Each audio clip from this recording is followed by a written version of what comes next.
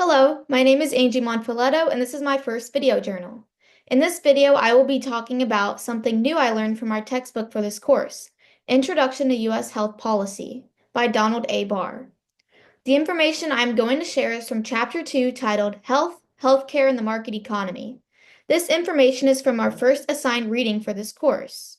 To begin, while reading Chapter 2, Health, Health Policy, and the Market Economy, I was able to learn something interesting and new about the United States that I believe is truly shocking.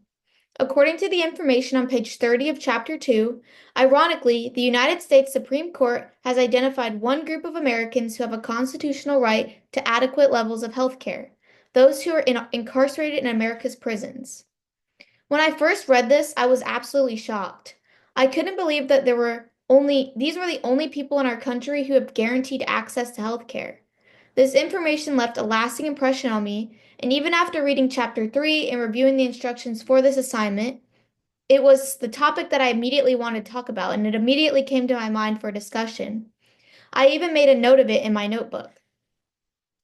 Healthcare has always been a very sensitive topic in the United States. There are various opinions about who deserves healthcare and whether it should be a given right or a market economy, which is essentially the approach that is currently being taken in the United States. When healthcare is considered a given right, it means that access to medical care is guaranteed for all people, no matter their financial situation. It's the idea that health services, from preventative care to treatment for illnesses, should be available to everybody without the fear of overwhelming costs. In this view, healthcare isn't something earned or bought. It's a fundamental part of living in a fair and just society. When healthcare is considered a market economy, it is treating healthcare services, treatments, and products like medications or medical devices as goods that are bought and sold in a competitive market.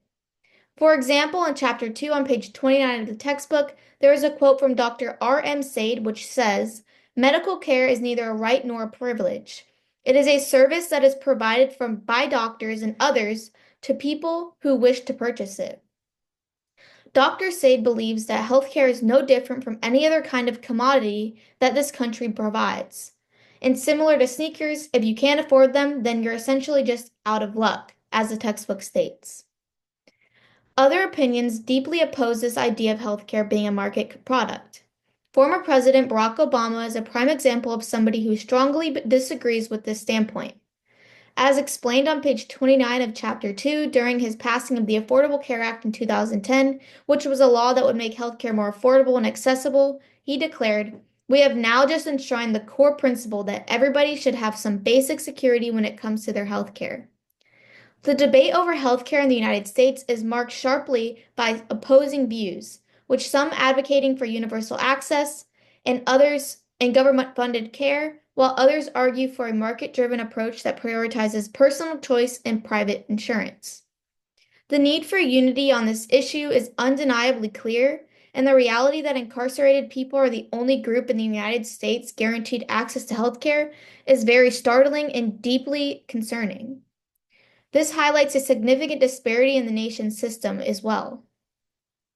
I understand this next statement of mine that I'm about to say may come across as controversial, but I genuinely believe that non-incarcerated American citizens should have access to health care that exceeds the level provided by those who have committed crimes. Is this essentially what the United States Supreme Court considers justice? The guaranteed health care for prisoners really underscores the broader issues of health inequalities in the United States. Many people outside of prison, particularly in marginalized communities, face barriers to healthcare access, including financial limitations, lack of insurance, and geographic isolation. This creates a major contrast between the treatment of incarcerated individuals and those in need outside of prison walls.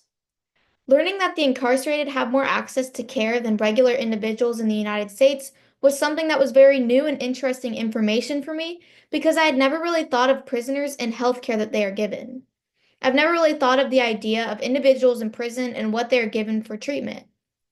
This information was truly eye-opening for me because it revealed an aspect of our healthcare system that as a society I feel we often overlook and take for granted. It has served as a powerful reminder of the deep disparities that exist, and it has created a strong sense of motivation within me to dedicate myself, both personally and professionally, to advocating for this change. As I continue on my career path and my future careers, I am now even more determined than ever to contribute to a future where healthcare is a fundamental right for all citizens, not a privilege reserved only for those behind bars.